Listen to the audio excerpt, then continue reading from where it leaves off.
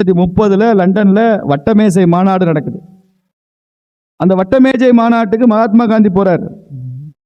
மாநாடு முடிந்து மாலை வேளைகள்ல அந்த மான்செஸ்டர் இங்கிலாந்தினுடைய தொழிலாளர் தலைவர்கள், நூற்பாலை தொழிலாளர் சங்க தலைவர்கள் காந்தியை வந்து பார்க்கணும்னு வர்றாங்க.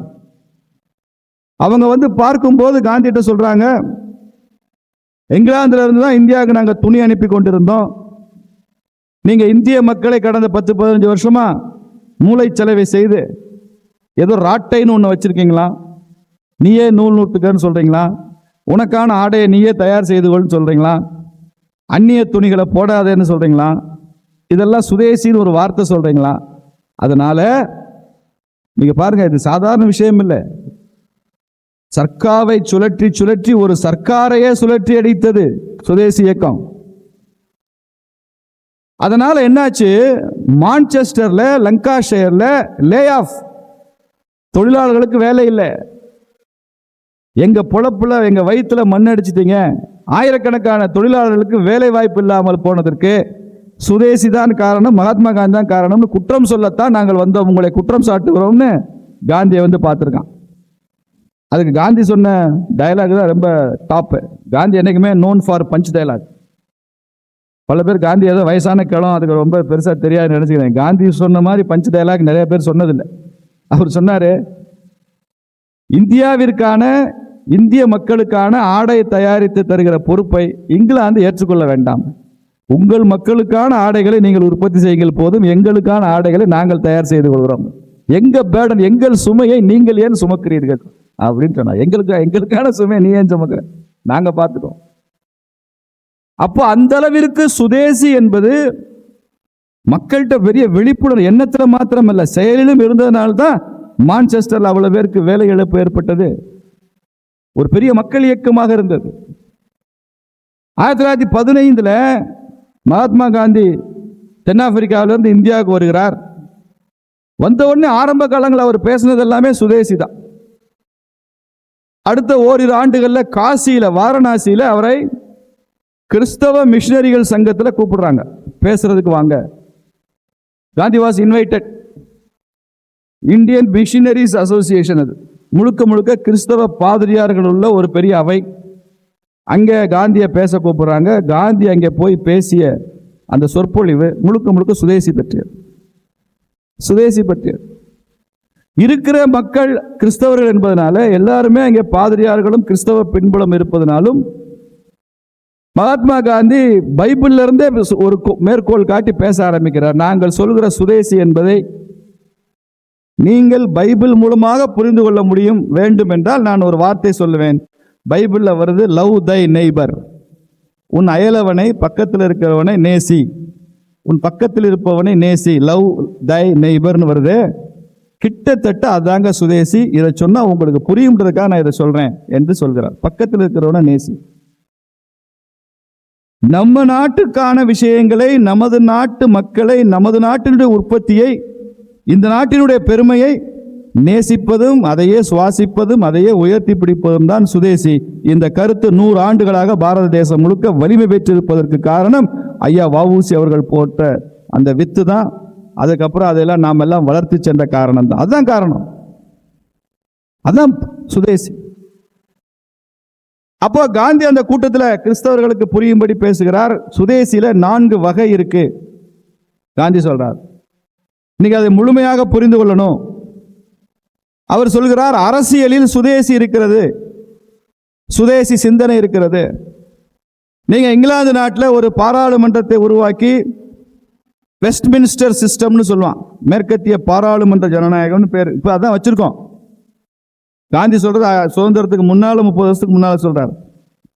இந்த பாராளுமன்ற ஜனநாயக முறைதான் உலகமெல்லாம் சிறந்தது, இந்தியா மாதிரி நாடுகளுக்கும் அதுதான் பொருந்தும் என்று எங்கள் மீது திணிக்கிறீர்கள் இந்த பாராளுமன்ற அமைப்பை. இங்கிலாந்து மாதிரி வெறும் 4 கோடி மக்கள் கொண்ட தேசம் அல்ல இந்தியா. எங்க நாட்டில் கிராமங்களே கிட்டத்தட்ட 6-6.5 லட்சம் கிராம பஞ்சாயத்துகள் இருக்கிற மிக பிரம்மாண்டமான ஒரு சமூக அமைப்பு பாரதம் என்கிறது. நாங்க கிராம குடியரசுகளாக வாழ்ந்திருக்கோம், வில்லேஜ் ரிப்பப்ளிக். நீங்க அதை பாராளுமன்ற ஜனநாயகமாக கொண்டு வரீங்க, இது எங்கள் நாட்டுக்கு ஏற்புடையதல்ல. இது எங்கள் நாட்டுக்கு நல்ல பலன்களை தராது. குறிப்பாக இந்த கட்சி அரசியல் எங்களுக்கு ஒத்து வராது. ஒவ்வொரு கிராமத்தையும் நேசிக்கிற, ஒவ்வொரு கிராமத்தையும் உற்பத்தி மையமாக மாற்றுகிற, கிராமங்கள் தங்களுக்குள் சக ஒத்துழைப்பை உருவாக்கி கொள்கிற ஒரு கூட்டமைப்பு இருக்கிறது. அதுதான் எங்களுக்கு சுதேசி. அந்த பொலிட்டிக்கல் சிஸ்டம் தான் எங்களுக்கு தேவை. இந்த மேற்கத்திய பாராளுமன்ற ஜனநாயகம் எங்களுக்கு ஏற்புடையதல்ல அப்படின்னு சொல்றாரு. பார்லிமெண்ட் டெமோக்ரஸியவே கொஸ்டின் பண்றாரு காந்தி. இன்னைக்கு அதை கேட்க முடியாது. ஏன்னா அரசமைப்பு சட்டம் வந்துருச்சு. 75 வருஷமா பாராளுமன்ற ஜனநாயகத்தில் பயணம் பண்ணிட்டோம். இன்னைக்கு அதை விட்டு மீற முடியாது. காந்தி சொன்னதை நான் இங்கே சுட்டி காட்டுகிறேன். இன்னைக்கும் பஞ்சாயத்து ராஜ் எல்லாம் இருக்க, கிராம பஞ்சாயத்துகளுக்கு அதிக அதிகாரம் கொடுக்கிற நடைமுறை இப்போதும் இருக்கிறதே. இது காந்திய நடைமுறை தானேன்னு கேட்கலாம். இது தலைகீழ் முக்கோணம். தலைகீழ் முக்கோணம்னா பாராளுமன்றம் கூடி உங்க பஞ்சாயத்துக்கு என்ன அதிகாரம்னு தீர்மானிக்கிறது இல்லை காந்திய அரசியல். கிராமங்கள் எல்லாம் ஒன்று கூடி பாராளுமன்றத்துக்கு என்ன அதிகாரம்னு தீர்மானிக்கிறது தான் கிராம குடியரசு அப்படின்னு சொல்றாரு காந்தி. இந்த தூத்துக்குடி மாவட்டத்தில் இருக்கிற ஆத்தூரும், இங்க இருக்கிற குளையங்கரிசலும், இங்க இருக்கிற மணப்பாடும், இங்க இருக்கிற குலசேகரம் பட்டணமும் வீரபாண்டியம் பட்டணமும் ஒன்று சேர்ந்து டெல்லியில் இருக்கிறவங்களுக்கு என்ன அதிகாரம்னு தீர்மானிக்கணும். இன்னைக்கு எப்படி தீர்மானிக்கிறாங்க? டெல்லியில் இருக்கிறவங்க மணப்பாட்டுக்கு என்ன அதிகாரம், குலசேகரப்பட்டத்துக்கு என்ன அதிகாரம், குளையங்கரிசலுக்கு என்ன அதிகாரம்னு டெல்லியில் தீர்மானிக்கிறாங்க. இது நமது நாட்டுக்கு ஏற்புடையதல்ல. இந்த கிராம குடியரசு தான் ஒரு சஸ்டைனபிள் வேர்ல்டு ஆர்டர். கிராமங்கள் வளர்ந்தாதான் வரும். ஒரு தடவை ஆஸ்திரேலியாவிலிருந்து ஒரு பெரிய ஸ்காலர் வந்திருந்தாங்க மதுரைக்கு, ஒரு நிகழ்ச்சி. அவங்க பேசுகிறப்ப அந்த ஒரு பெண்மணி அவங்க சொன்னாங்க, ஒரு சஸ்டைனபிள் ஆர்டர், வேர்ல்டு ஆர்டர் என்ன? சஸ்டைனபிள்னா நீடித்து நிலைபெறும், இந்த உலகத்தை நீடித்து நிலைபெற செய்யணும், சுற்றுச்சூழலை காப்பாற்றணும், மனித குலம் மகிழ்ச்சியாக இருக்கணும். இவ்வளவு குற்றம், இவ்வளவு வன்முறை, இவ்வளவு பயங்கரவாதம், இவ்வளவு சுரண்டல், இவ்வளவு ஏற்றத்தாழ்வு இதெல்லாம் இருக்கக்கூடாது. ஆங்கிலத்தில் சொல்லுவான் ஜஸ்ட் வேர்ல்டு ஆர்டர், நீதியுடன் கூடிய ஒரு சமூக அமைப்பு. இப்போ இருக்கிற இந்த நிலையில இது சாத்தியம் இல்லை. அவங்க சொன்னாங்க இதற்கு என்ன மாற்றுன்னா small face to face living communities இருக்கணும். அதுதான் இப்போதுள்ள உலக பிரச்சனைகள்லாம் தீர்வு. ஸ்மால் சின்னது, ஃபேஸ் டு ஃபேஸ் ஒருத்தருக்கு ஒருத்தர் முகம் தெரிந்த லிவிங் கம்யூனிட்டிஸ் வாழும் சமூகங்கள் இருப்பதுதான். இந்த மாதிரி கம்யூனிட்டி மாடல் தான் அந்த உலகத்திற்கு தீர்வுன்னு சொன்னாங்க. நான் எந்திரிச்சு சொன்னேன், இதைத்தான் அக்கா எங்கள் ஊரில் நாங்கள் கிராமம்னு சொல்கிறோம். Small face to face living community, this is what Indian villages. அந்த முறையை முற்றிலுமாக அழித்து ஒழித்து விட்டு நீங்கள் இன்னைக்கு உலகம் நிலை பெற்றிருப்பதற்கு இதுதான் காரணம்னு 100 வருஷம் கழிச்சு தோசையை திருப்பி போடுற மாதிரி ஒரு முறையை எங்களுக்கு சொல்லிக் கொடுக்கிறீர்கள். நாங்கள் பாரம்பரியமாக அப்படி தான் வாழ்ந்தது. நகரத்தில் வாழ்வது என்பதே இந்து பண்பாடு இல்லை. நகரத்தில் தலைநகர் இருக்கும், மன்னன் இருப்பான், அவ்வளவுதான். மக்களுக்கு இங்கே வேலையே கிடையாது. கும்பமேளாவோ தைப்பூசமோ மிகப்பெரிய புனித யாத்திரைக்கோ அந்த நகரத்துக்கு போவான். ஒரு வாரம் 10 நாள் அங்கே போய் இருப்பான். பெரிய பெரிய பண்டிதர்கள் காசியில் பேசுவாங்க, கங்கையில் குளிப்பான். அவன் வாழ்க்கையில் ஒரு 10-15 நாள் வித்தியாசம், திரும்ப ஊருக்கு வந்துடுவான். அப்புறம் கிராமம்தான், வாழ்க்கை தான், விவசாயம் தான், தொழில்கள் தான், கைவினைங்க பொருட்கள் தான். இந்த நகர நாகரிகம்ன்றதே நமது பண்பாடு இல்லை. ஆனால் இன்னைக்கு நகரத்தை விட்டாச்சுன்னா நம்ம வாழ முடியாத ஒரு சூழல் உருவாய்க்கும். இது செயற்கையாக கட்டமைக்கப்பட்டது. இதெல்லாம் காந்தி சுட்டி காட்டுறார். காந்தி காலத்திலே என்ன சொல்றாங்க, ஒரு மனுஷன் கிராமத்திலிருந்து நகரத்துக்கு புலம்பெயர்ந்து வந்து விட்டால் அவனை ஒரு அரசாங்கம் அவனை பார்த்துக் கொள்வதற்கான செலவு 15 மடங்கு அதிகமாகிறது. கிராமத்தில் இருக்கிறவன் அப்படியே நகரத்தில் வந்து குடியிருந்தா 15 மடங்கு அரசாங்கத்துக்கு செலவு கூடுதான். அவன் ஊர்லேயே வாழ வைத்தால் அரசாங்கத்துக்கு சுமை மிச்சம். இதுதான் எங்களது அரசியல் அப்படின்னு சொல்றார் காந்தி. சொல்றாரு மொழியில எங்களுக்கு சுதேசி இருக்கின்றார். அடுத்த பாயிண்ட் 4 சொல்றாருல, முதல்ல அரசியல், மொழியில சுதேசி. மொழியில் சுதேசி என்பது என் தாய்மொழியை நான் கற்றுக்கொள்வதுதான் எனக்கு சுதேசி. நீங்கள் ஆங்கிலத்தை செயற்கையாக திணிக்கிறீர்கள். இந்த நாட்டினுடைய கோடானு கோடி மக்களுக்கு ஆங்கிலம் தேவையில்லை. தி கிளாஸ் ஆஃப் இன்டர்பிரட்டர்ஸ், மொழிபெயர்ப்பாளர்கள் என்கிற அளவில் ஏதோ சில பேருக்கு ஆங்கிலம் தெரிந்தால் போதும். எங்க ஊர் கிராமங்கள் இருக்கிறவங்களாம் ஆங்கிலம் படிச்சுட்டு உங்க கூட போட்டிக்கு வர போறதில்ல. எங்க ஊர்ல நாங்க வாழ்வதற்கு ஆங்கிலம் தேவையில்லை. எங்கள் தாய்மொழியில் எங்களுக்கு கல்வி கொடுக்கணும், எங்கள் தாய்மொழியை உயர்த்தி பிடிக்கணும்.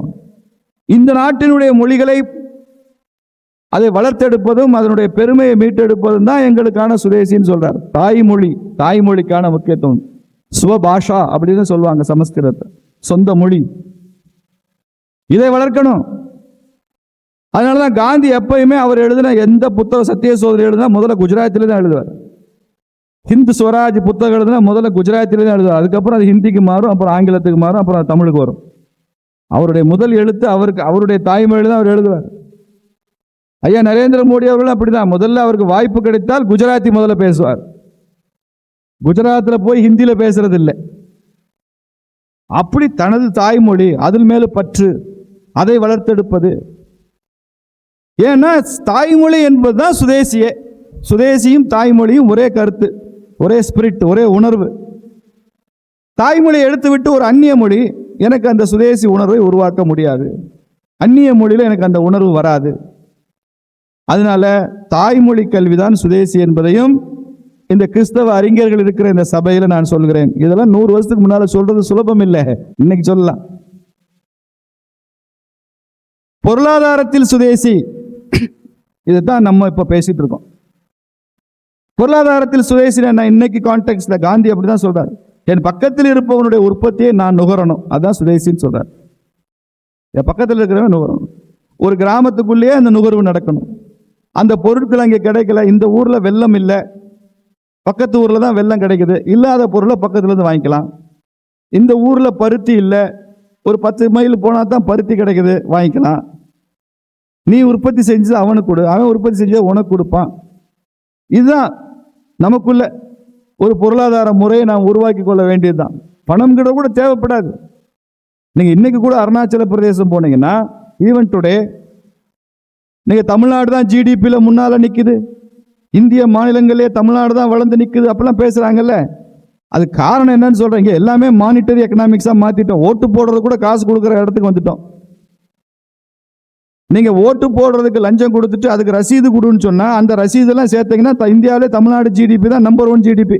ஓட்டுக்கு பணம் கொடுத்தா தேர்தல் கமிஷன் மாத்திரம் அதுக்கு ரசீது போட்டு கொடுக்கலாம்னு சொல்லிவிட்டான்னா, எத்தனை கோடி, 1000 கோடி கொடுக்குறான், பணப்புழக்கம் வருது. ஜிடிபியில் ஜிஎஸ்டியும் கட்டிவிட்டான்னு வச்சுங்க, நம்மளும் சந்தோஷப்படலாம். ஜிஎஸ்டி வேற வந்துருச்சு அப்படின்னு.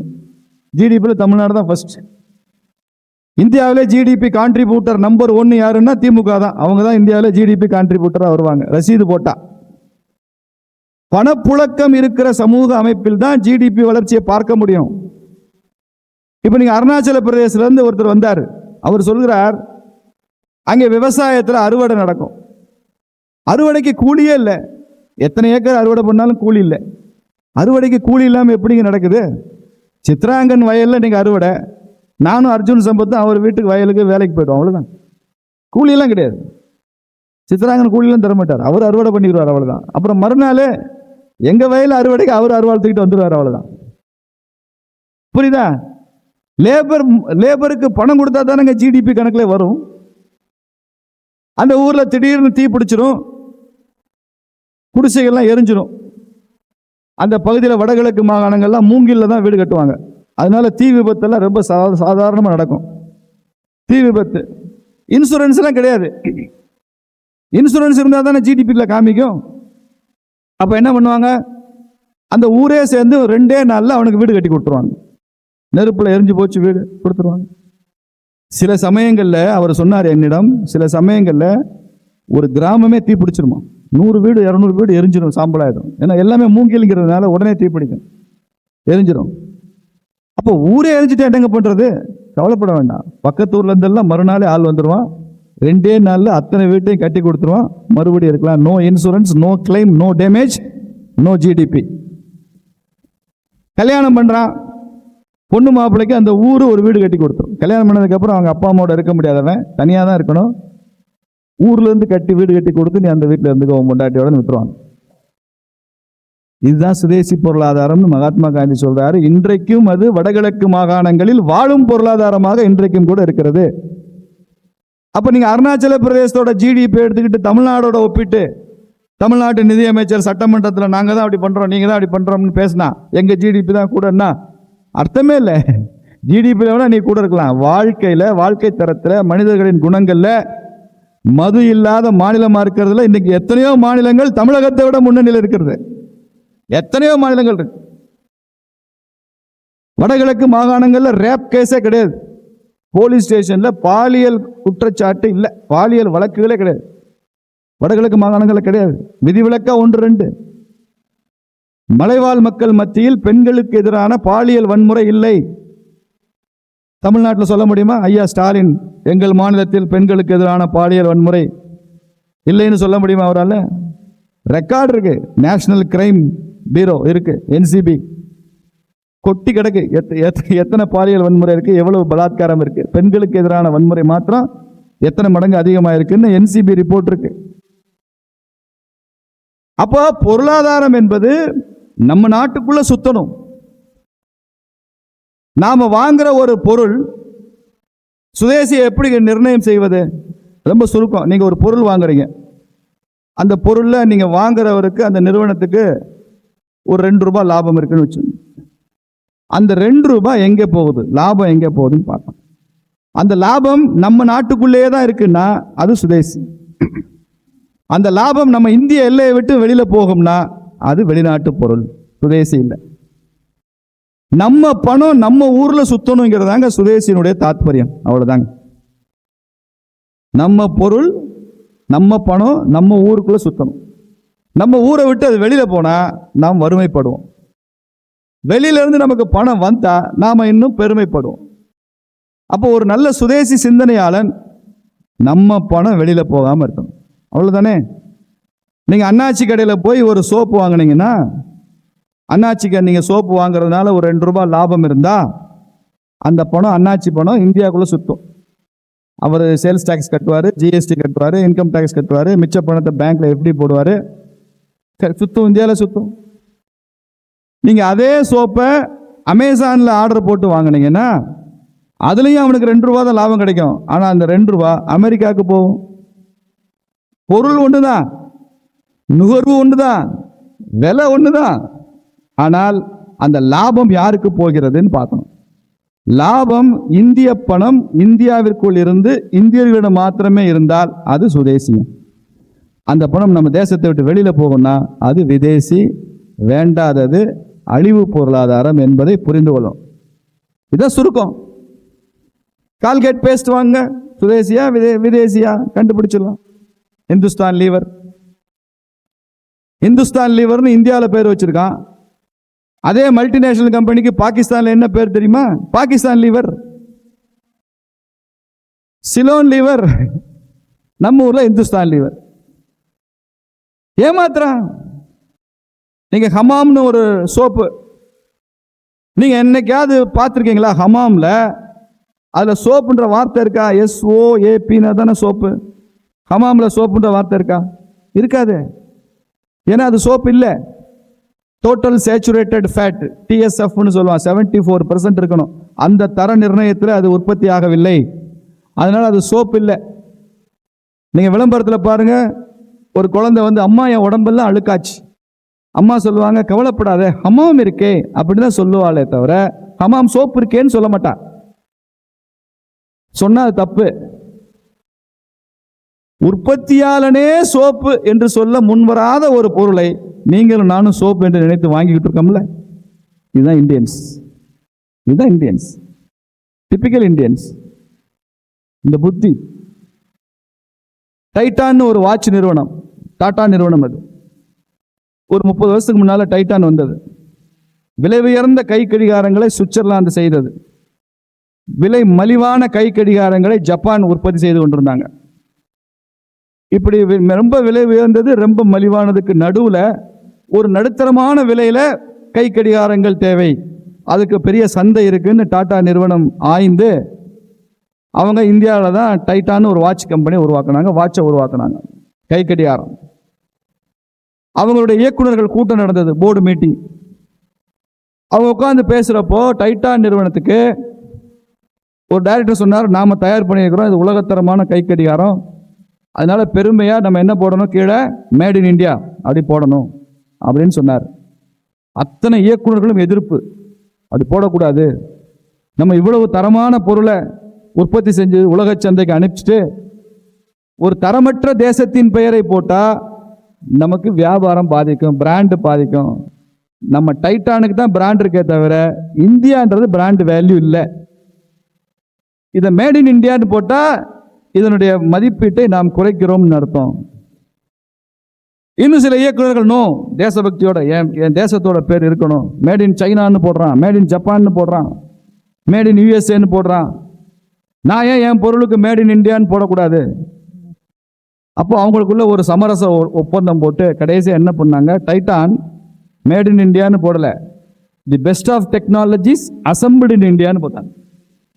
தி best of technologies assembled in India. இந்தியானாலே தாழ்வு மனப்பான்மை, இந்தியானாலே குளோபல் பிராண்ட் இல்லை.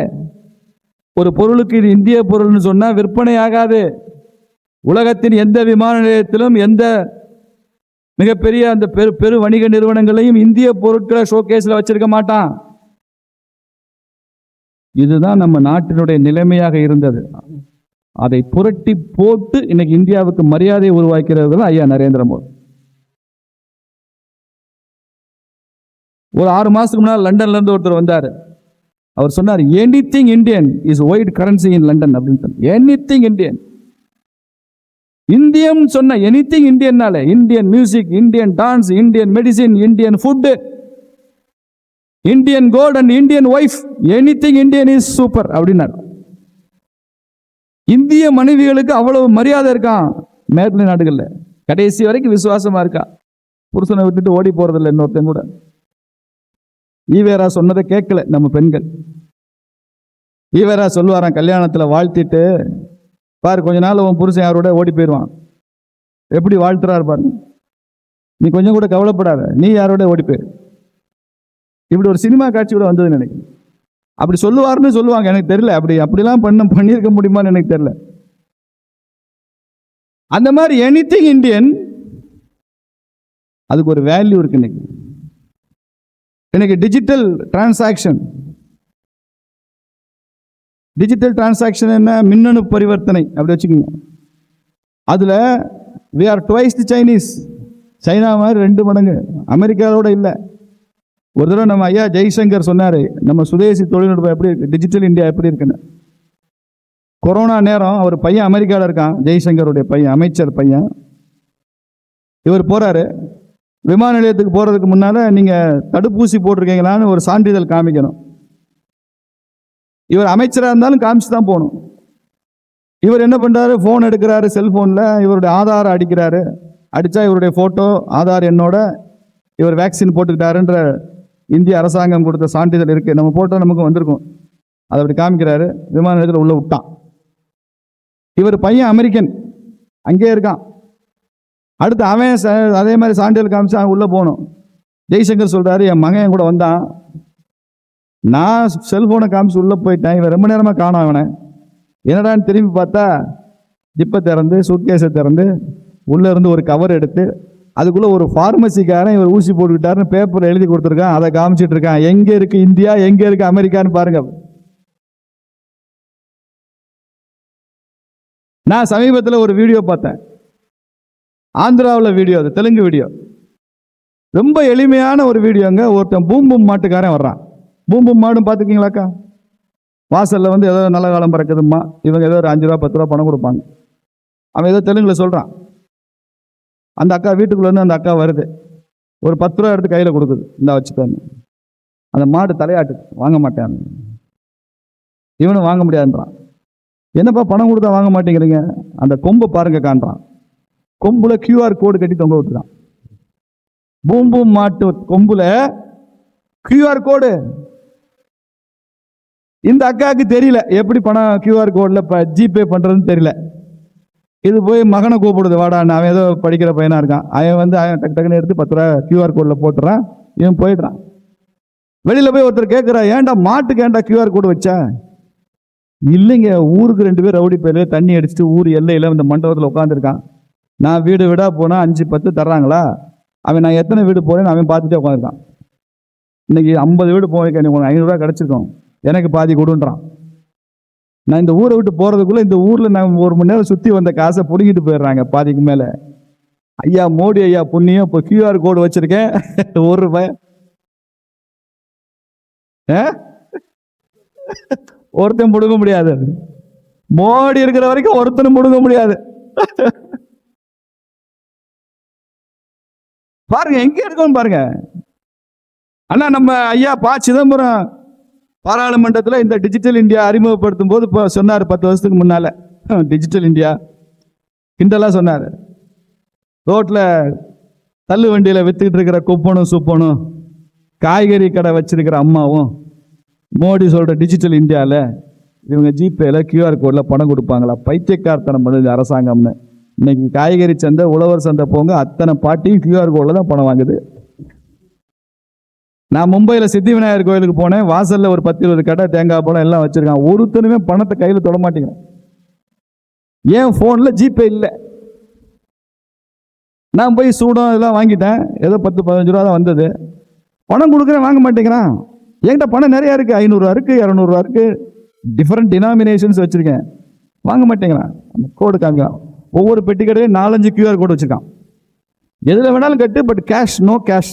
எப்படி பாருங்க, கார்பரேட் கல்ச்சரு கோயில் வாசல்ல பூக்கடை விற்கிறவனுக்கு வந்துருச்சு இன்னைக்கு QR கோடு. Corporate culture. இதைத்தான் நம்ம ஆத்ம நிர்பர் பாரத்னு சொல்றோம். ஆத்ம நிர்பர் பாரத்னு மோடி அவர்கள் சொல்கிற வார்த்தைக்கும் சுதேசி என்று நமது முன்னோர்கள் சொன்ன வார்த்தையும் அப்படியே ஒத்து போகிற ஒரு பொருள் தருகிற 2 வார்த்தைகள், அவ்வளவுதான். ஆத்ம நிர்பர் பாரத் தான் சுதேசி, சுதேசி தான். சுதேசின்னா என்ன? நாம இருப்பது சுதேசிங்க, அவ்வளவுதான். ஆங்கிலத்தில் சொன்னா புரியும்னா, the philosophy of being ourselves. நாம இருப்பது. யாரையும் பார்த்து காப்பி அடிக்கூடாது. ரவீந்திரநாத் தாகூர் சொல்றாரு, கடவுள் ஒவ்வொரு நாட்டுக்கும் தனித்தனியான கேள்வித்தாள் கொடுத்திருக்காரு. God has provided separate question papers to all countries. அமெரிக்காக்காரனுக்கு கொடுத்த கொஸ்டின் பேப்பர் வேற, அது கெமிஸ்ட்ரி. இங்கிலாந்துக்காரனுக்கு கொடுத்த கொஸ்டின் பேப்பர் ஹிஸ்டரி. இந்தியாவுக்கு கொடுத்த கொஸ்டின் பேப்பர் கல்ச்சர். நீ அமெரிக்காக்காரன் என்ன எழுதுறான்னு பார்த்துட்டு நீ பதில் எழுதுனா உன் கொஸ்டினே வேற. எல்லாமே அடிச்சு 0 ஆயிடுவ. யாரையும் காப்பி அடிக்காத. உனக்கு என்ன பகவான் கேள்வித்தாள் கொடுத்திருக்காரோ அதுக்கு நீ பரீட்சை எழுது அப்படின்னு சொன்னார் ரவீந்திரநாத் தாகூர். ஒரு பள்ளிக்கூடத்தில் அப்படிதான் ஆச்சான். வாத்தியார் லீவ் போட்டார், சயின்ஸ் வாத்தியார். ஹிஸ்டரி வாத்தியார் லீவ் போட்டார். பரீட்சை வருது. ஹெட்மாஸ்டர் என்ன பண்ணாரு, சயின்ஸ் வாத்தியாரை கூப்பிட்டு, ஒரு ஹிஸ்டரி கொஸ்டினை சீக்கிரம் எடுத்துக்கூடியா, பரீட்சை வந்துருச்சு. அவர் சொன்னார், எனக்கு என்ன தெரியும், ஹிஸ்டரி தெரியாது, எனக்கு சயின்ஸ் தானே தெரியுங்க. விடியா, ஹிஸ்டரி என்ன பெருசு, அசோகர், அக்பர், அவுரங்கசீப் தானே ஹிஸ்டரி, சிவாஜி, எடுத்துக்கூடியா. இதுக்கெல்லாம போய் கணக்கு பார்க்கறது எடு. அவர் கொஸ்டின் எடுத்து கொடுத்துட்டாரு. பரீட்சையில் வச்சாச்சு. கடைசியா பார்த்தா பசங்கள்லாம் அப்படியே அப்செட் ஆயிட்டான். என்ன கேள்வி எப்படி வருது, அக்பரின் படம் வரைந்து பாகங்களை குறிக்கவும் அப்படின்னு வருது. படம் வரைந்து பாகங்களை குறின்றது சயின்ஸ், அக்பர்ன்றது ஹிஸ்டரி. அவர் ரெண்டே இணைச்சிட்டார். இப்போ கன்ஃபியூஷன் தானே வரும். அதே மாதிரி தான் ஜவஹர்லால் நேரு என்ன பண்ணாரு, டெமோக்ராட்டிக் சோசலிசம்னாரு. சோசலிசம் ரஷ்யாவில் இருக்கு, டெமோக்ரஸி அமெரிக்காவில் இருக்கு. இந்த ரெண்டையும் இணைச்சு டெமோக்ராட்டிக் சோசலிசம்னு சொல்லி, இங்க பக்கம் ஒரு ஸ்டூலு, இந்த பக்கம் ஒரு ஸ்டூலு, இங்க இருந்து அங்கே தாவரேன்ட்டு நடுவில் விழுந்துட்டாரு நேரு. அவருக்கு நம்ம நாடு புரியாது. ஒரு இந்தியன் இங்கிலாந்தை பத்தி புத்தகம் எழுதுனா டிஸ்கவரி ஆஃப் இங்கிலாண்டுன்னு எழுதலாம். ஒரு அமெரிக்கன் இந்தியாவை பத்தி புத்தகம் எழுதுனா டிஸ்கவரி ஆஃப் இந்தியான்னு எழுதலாம். ஒரு இந்தியன் இந்தியாவை பத்தி புக் எழுதுற டிஸ்கவரி ஆஃப் இந்தியான்னு வருமா? வருமா? டிஸ்கவரி ஆஃப் மை பேரண்ட்ஸ் நீங்க புக் எழுதுறீங்களா? உங்க அப்பாவை பத்தி நான் வேணா புக் டிஸ்கவரி ஆஃப் பேரண்ட்ஸ் எழுதுறேன். இந்தியன் ஒருவர், இந்திய பிரதமர் ஒருவர் இந்தியாவை பத்தி எழுதின புத்தகத்துக்கே டிஸ்கவரி ஆஃப் இந்தியான்னு பேர் வச்சாருன்னா அவர் எந்த அளவு அந்நியப்பட்டிருந்தாருன்னு பாருங்க. அவருக்கு சுதேசியெல்லாம் புரியாது. அவருக்கு சோசலிசம் தான் புரியும். பாருங்க, இன்னும் சில ஆண்டுகளில் ஒருவேளை இந்த அரசமைப்பு சட்டத்தை திருத்தி எழுதுகிற வாய்ப்பு நமக்கு இன்னும் அதிக பெரும்பான்மைக்கு பிறகு கிடைத்தால், நம்ம நாட்டு அரசமைப்பு சட்டத்தில் சோசலிசம் என்ற வார்த்தை இருக்காது, சர்வோதயம் என்ற வார்த்தை தான் இருக்கும். நம்ம நாட்டு அரசமைப்பு சட்டத்தில் செக்குலரிசம் என்ற வார்த்தை இருக்காது, சர்வ தர்ம சமபாவா என்ற வார்த்தை தான் இருக்கும். இது எல்லாமே வெளிநாட்டிலிருந்து நாம கடன் பெற்ற வார்த்தைகள். முதல்ல வெளிநாட்டு பொருளுக்கு அடிமையானோம், அதனாலதான் வெளிநாட்டு ஆட்சிக்கு அடிமையானோம். இப்ப வெளிநாட்டு பொருள் நம்ம விட்டு போக ஆரம்பிச்சிருக்கு, வெளிநாட்டு ஆட்சி போய் விட்டது. ஆனால் வெளிநாட்டு கருத்துக்களுக்கு அடிமையாகி உட்கார்ந்துருக்கோம். They are slaves to foreign ideas. வாங்கக்கூடாதுன்னு முடிவு பண்றது யாரு? சமுதாயம். சமுதாயத்தினுடைய வேல்யூ சிஸ்டம். புரியுதா உங்களுக்கு? கசாப்பு கடைக்காரன் வெட்டிக்கிட்டே இருக்கான். திடீர்னு அவங்ககிட்ட போய் பார்த்தா, என்னப்பா பிசினஸ் எப்படி இருக்கு? மார்கழிங்க பிசினஸ் பாதியா குறைஞ்சிருச்சுங்கிறான். என்ன எல்லாம் ஐயப்பனுக்கு மாலை போட்டாங்க. டாஸ்மாக் சேல்ஸ் குறைஞ்சிருக்கா கூடியிருக்கா? கார்த்திகை மார்கழியில் குறைஞ்சிருக்கு. கல்ச்சர் இன்ஃப்ளூயன்ஸ் பண்ணுது, பக்தி இன்ஃப்ளூயன்ஸ் பண்ணுது. டாஸ்மாக் சேல்ஸை குறைக்குது. இந்த 2 மாசம் டாஸ்மாக் சேல்ஸ் குறையும். நீங்க எல்லா கடையும் எடுத்து பாருங்க. கூடாது, குறைந்தபட்சம் கூடாது. என்ன காரணம்? மாலை போட்டான். அப்போ இந்த கல்ச்சர் சமூகம் உருவாக்கி இருக்கிற மதிப்பீடுகள் இது பொருளாதாரத்தை பாதிக்கிறது. இந்தியாவில் மாத்திரம் தான் நடக்குது, வேற எந்த ஸ்டேட்டும் இல்லை, எந்த தேசமும் இல்லை. மற்ற நாட்டில் கல்ச்சருக்கு எக்கனாமிக் சம்மந்தமே கிடையாது. இங்கே கசாப்பு கடைனா வெள்ளிக்கிழமை வியாபாரம் கம்மியாகும், கார்த்திகை மார்கழியில் டாஸ்மாக் வியாபாரம் கம்மியாகும். கார்த்திகை மார்கழியில் பல்லடத்தில் முட்டை உற்பத்தி, கோழி உற்பத்தி 1/3 குறையுதுங்கிறாங்க. புரட்டாசி மாதம் 1/3 குறைச்சிருவான் பல்லடத்தில் கறிக்கோழி உற்பத்தி. என்னன்னா புரட்டாசி மாதம் சாப்பிட மாட்டாங்க. கல்ச்சர் இன்ஃப்ளூயன்சிங் எக்கனாமிக்ஸ், இதுதான் சுதேசி மாடல். பண்பாடு பொருளாதாரத்தை தகவமைக்கும், சீர் செய்யும், உயர்த்தி சொல்லும். இது இந்த அரசாங்கத்துக்கும் சந்தைக்கும் இது பெரிய சவாலா இருக்கு. அதனால என்ன பண்றான்? இந்த பண்பாட்டை எடுத்துடணும்னு நினைக்கிறேன். பண்பாட்டை அகற்றினால்தான் தனது பொருட்கள் விற்பனையாகும். இப்போ நம்ம அக்காமாரெல்லாம் தங்கச்சிகள்லாம் புடவை உடுத்திருக்காங்க. ஒரு சேலை உற்பத்தி செய்வதில் ஒரு பிரெஞ்சு நிறுவனமோ ஒரு ஜெர்மனி நிறுவனமோ இந்தியாவினுடைய நிறுவனத்தோடு போட்டி போட்டு புடவை உற்பத்தி செய்ய முடியாது. ஆனால் அவங்க ஜீன்ஸ் உற்பத்தி பண்ணலாம், டிஷர்ட் உற்பத்தி பண்ணலாம்.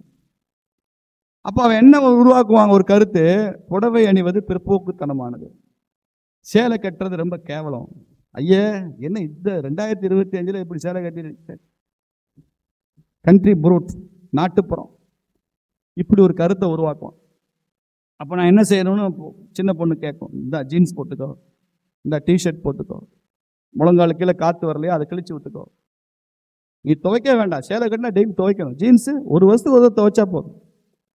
அதுவும் இந்த மாடர்ன் ஜீன்ஸ் கிருஷ்ண பரமாத்மா சொல்கிற ஆத்மா மாதிரி, தீ அதை எரிக்காது, நீர் அதை நனைக்காது. ஆன்மாவுக்கு விளக்கம் தெரியுதோ இல்லையா, இந்த ஜீன்ஸ் பேண்ட்டுக்கு எனக்கு விளக்கம் தெரிஞ்சு, அப்படி ஒரு உயர்ந்த நிலை ஜீன்ஸ். அதை போடுன்னு நமது பெண்களுக்கு கல்ச்சுரல் சேஞ்ச் பண்ணுவான். ஏன்னா கல்ச்சரை மாற்றினா தான் நிற்க முடியும். பெப்சிகோலா இந்தியாவுக்கு வந்தான், உங்களுக்கு இந்த மினரல் வாட்டர் விற்பனைக்கு வந்தான். இந்தியாவில் உங்களுக்கு யார் போட்டி அப்படின்னு கேட்டாங்க பெப்சியை. நான் அதை வாசிச்சுக்கிட்டே வந்தேன். நான் ரொம்ப ஆர்வமாக பார்த்தேன். பெப்சிக்காரரு இந்தியாவில் உங்களுக்கு யார் போட்டின்னா கொக்கோ கோலாவை சொல்லுவார். அப்படி தானே? பெப்சிக்கு கொக்கோ கோலாவுக்கு தானே போட்டி. அப்போ கொக்கோ கோலா தான் எங்களுக்கு போட்டின்னு சொல்லுவார். பார்க்கலாம் என்ன சொல்கிறாருன்னு வாசிக்கலாம் அப்படின்னு அடுத்து வாசித்தே வந்து அவன் சொன்னான், குடிநீரை விற்பனை செய்யாமல் குடிநீரை இலவசமாகத்தான் கொடுக்க வேண்டும் என்கிற இந்தியர்களின் மனநிலை தான் எனக்கு போட்டியாளர் அப்படின்னா. புரியுதா? தண்ணி விற்பனைக்கு இல்லை, தண்ணி யார் கேட்டாலும் இலவசமாக கொடுப்பாங்க. இதே தூத்துக்குடியில் ஒரு 20 வருஷத்துக்கு முன்னால் கிராமத்துலேருந்து வர்ற மக்கள்லாம் யாரும் தண்ணி கொண்டு வந்து வந்துக்க மாட்டாங்க, தண்ணியை விலைக்கு வாங்க மாட்டாங்க. ஆனால் எந்த பெட்டிக்கடையில் போய் தண்ணி கேட்டாலும் மண்பானை தண்ணி வச்சுருப்பான், எடுத்து குடிச்சிக்கலாம். நாங்கள் எங்கள் ஊர் டீ கல்லு போயிட்டு மதுரைக்கு வருவோம், ஒரு நாள் கூட நான் தண்ணியை கொண்டு வந்ததில்லை, தண்ணி விலைக்கு வாங்கலை. எந்த கடைக்கு போனாலும் மண்பானையில் தண்ணி இருக்கும், மோந்து குடிச்சிட்டு போக வேண்டிய. அந்த கடையில் நீ பொருள் வாங்கணும்னு அவசியம் இல்லை, தண்ணி குடிச்சிட்டு போயிட்டு இருக்கலாம். நீரை இலவசமாக குடிக்கணும்னு நினைக்கிறானே இந்தியன், நீரை விற்கக்கூடாதுன்னு நினைக்கிறானே ஒரு Indian mind set, backward mind set, அதுதான் எங்களுக்கு மிகப்பெரிய போட்டி. நான் கொக்கோ கோலாவை போட்டியா சொல்லலை, இந்த கல்ச்சர் தான் அவனுக்கு போட்டி. அப்போ நாம சுதேசியை பின்பற்றாவிட்டால் என்ன ஆகும்? இந்த பண்பாட்டையும் நாம் தொலைத்து போக வேண்டிய கட்டாயம் வந்துடும். பண்பாட்டை தொலைத்து விட்டால் தான் வெளிநாட்டு பொருள் விற்பனையாகும். இன்னைக்கு கல்லூரி கேன்டீன்ல போனீங்கன்னா, பல்கலைக்கழகத்தில் போனீங்கன்னா, இட்லி சாப்பிட்றதையோ தோசை சாப்பிட்றதையோ ஒரு கல்லூரி மாணவன் பிற்போக்குத்தனமா நினைக்கிறான். அவன் பிஸ்ஸா சாப்பிட்றான், பர்கர் சாப்பிட நினைக்கிறான். ஏதாவது காலேஜ் கேன்டீன்ல இட்லி கிடைக்குதா? இன்னைக்கு தோசை கேட்டா கிடைக்குதா? அப்ப நமது நாட்டு உணவுப் பொருட்கள் மேலேயே அவனுக்கு எதிர்மறையான சிந்தனை வந்து வெளிநாட்டு பொருட்களை அந்த மாடல்ல அந்த டேஸ்ட்ல இதெல்லாம் மிகப்பெரிய கலாச்சார மாற்றத்திற்கு வழிவகுக்கும். சுதேசி மட்டும்தான் நமது பண்பாட்டையும் காக்கும், பொருளாதாரத்தையும் காக்கும், ஆன்மீகத்தையும் காக்கும். அதனாலதான் இதுக்கு ரொம்ப முக்கியத்துவம் இருக்கு. அதனாலதான் இன்னைக்கு நரேந்திர மோடி அதை ஆத்ம நிர்பர் பாரத் என்ற பேர்ல சொல்றார். அதனால வரக்கூடிய காலம் என்பது உன்னதமான காலமாக மாறணும். வரக்கூடிய காலம் இந்தியா என்றால் பெருமை மிகு தேசமாக மாறணும். இந்தியான்னு சொன்னா எல்லா வெளிநாட்டு மல்டிநேஷனல் கார்பரேட்ஸையும் உள்ள வச்சுக்கிட்டு நம்ம பணமெல்லாம் வெளிநாட்டுக்கு போய்கிட்டு நாம் பெரிய பொருளாதாரமாக வளர்ந்து விட்டோம் என்று பீற்றிக் கொள்வதல்ல. இந்திய பொருட்கள், இந்திய ராணுவம், இந்திய தொழில்நுட்பம், பிரம்மோஸ் ஏவுகணை வந்திருக்கிறதா, சுதேசி தொழில்நுட்பம். இஸ்ரோல நமது விஞ்ஞானிகள் செயற்கைக்கோள் விடுறாங்களா, சுதேசி தொழில்நுட்பம். இன்னைக்கு ஆபரேஷன் சிந்தூர்ல நாம பயன்படுத்திய ஆயுதங்களில் 90% ராணுவ தளவாடங்கள் இந்திய விஞ்ஞானிகள், இந்திய தொழில்நுட்பங்கள் உற்பத்தி செய்தது. இதற்கு முன்னால எல்லாம் இறக்குமதி பண்ணிட்டு இருந்தோம். இன்னைக்கு 90% ராணுவ தளவாடங்கள் நாம வெளிநாட்டுக்கு ஏற்றுமதி பண்றோம். டிஃபென்ஸ் ஸ்பேர் பார்ட்ஸ் 40,000 கோடி ரூபாய்க்கு நாம எக்ஸ்போர்ட் பண்ணிட்டு இருக்கோம். 10 வருஷத்துக்கு முன்னால வரைக்கும் எல்லாமே இறக்குமதி பண்ணிட்டு இருந்தோம். அவன் துப்பாக்கி, அவன் குண்டு, அவன் தோட்டா. இன்றைக்கு எல்லாம் நாம கொடுக்குறோம். அது இப்ப அந்த ஆபரேஷன் சிந்தூருக்கு அப்புறம் சீனாவிலிருந்து மாத்திரம் வாங்க ஒப்பந்தம் செய்து கொண்ட பல நாடுகள் ஒப்பந்தத்தை ரத்து பண்ணிட்டான். சீன விமானம் எப்படி இருக்குன்னு பார்த்தான். இப்ப நம்ம நாட்டுக்கு டிமாண்ட் வந்திருக்கு. நம்ம நாட்டு பொருட்களுக்கு டிமாண்ட் வர ஆரம்பிச்சிருக்கு. இப்படி உலகை வெல்கிற ஒரு தொழில்நுட்பம், உலகை வெல்கிற ஒரு அறிவியல், உலகை வெல்கிற ஒரு ஆன்மீகம் இந்த தேசத்தை ஒரு 40 ட்ரில்லியன் டாலராக உயர்த்தி பிடிக்கிற 2047 நாம் காணுகிற அந்த கனவு, இதெல்லாம் எப்போ சாத்தியமாகும்னா நம்ம மனசுக்குள்ள சுதேசி ஸ்பிரிட் இருந்தால் தான் சாத்தியம். அந்த சுதேசி உணர்வு என்பது கொழுந்து விட்டு எரியணும். அந்த சுதேசின்றது வேற ஒன்றும் இல்லை, என் நாடு இந்தியா ஃபர்ஸ்ட். India first. உலகத்தில் என்ன வேணாலும் நடக்கலாம், என் நாட்டின் நலன் அதில் இருக்கா. இப்போ நம்ம எல்லாம் இங்கே ஒரு குரு ஃபோட்டோ எடுப்போம். நிகழ்ச்சி முடிச்சு இங்கே உட்காந்து அர்ஜுன் சம்பத்தோடு நம்ம எல்லாம் குரு ஃபோட்டோ எடுத்துக்கிறோம் வைங்க. நாளை காலையில் அந்த குரு ஃபோட்டோ உங்களுக்கு எல்லாருக்கும் வாட்ஸ்அப்பில் வருது. அந்த குரு ஃபோட்டோவை பார்த்த உடனே முதல்ல நீங்கள் எதை பார்ப்பீங்க? எடுத்தோடனே முதல்ல எதை பார்ப்பீங்க? எதை பார்ப்பீங்க? உங்கள் முகம் தெரியுதான்னு பார்ப்பீங்க. 50 பேர் உட்கார்ந்துருக்கானே, ராம சீனிவாசன் எப்படி இருக்காருன்னு சித்தராங்கம் பார்க்க மாட்டார். அவர் முகம் தெரியுதா? சித்தராங்க முகம் தெரியுதுன்னு ரமேஷ் சந்தோஷப்பட மாட்டார். ரமேஷ் முகம், விவேகம் முகம் இல்லையே, அப்போ இந்த ஃபோட்டோ எடுத்தவே சரியில்லை. அண்ணன் அர்ஜுன் சம்பத் எல்லாரும் முகம் தெரியுது, ஏன் மூஞ்சியை காணாம? ஒரு குரு ஃபோட்டோ எடுத்தா கூட அதில் என் முகம் தெரியணுன்ற ஆசை நமக்கு எல்லாருக்கும் இருக்க. இந்த கமிட்டி ஆஃப் நேஷன்ஸ் 200க்கும் 250க்கும் மேற்பட்ட நாடுகள் நாம் எல்லாம் எடுத்துக்கிற இந்த குரு ஃபோட்டோவில் இந்தியாவின் முகம் தெரியுதா இல்லையான்னு பார்க்கணுமா இல்லையா? அதுதான் சுதேஷ். என் தேசத்தின் முகம் தெரியுதா? என் தேசத்தின் நலன்கள் அதில் இருக்கா? என் தேசத்தின் பெருமையில் உயர்த்தப்படுகிறதா? அது தெரியணுன்றதான் சுதேசி உணர்வு. அதை வஉசி தூத்துக்குடியில பற்ற வைத்தார். மிச்சத்தை நீங்கள் அதில் பற்று வைத்து பார்த்துக் கொள்ளுங்கள் என்று கூறி விடைபெறுகிறது.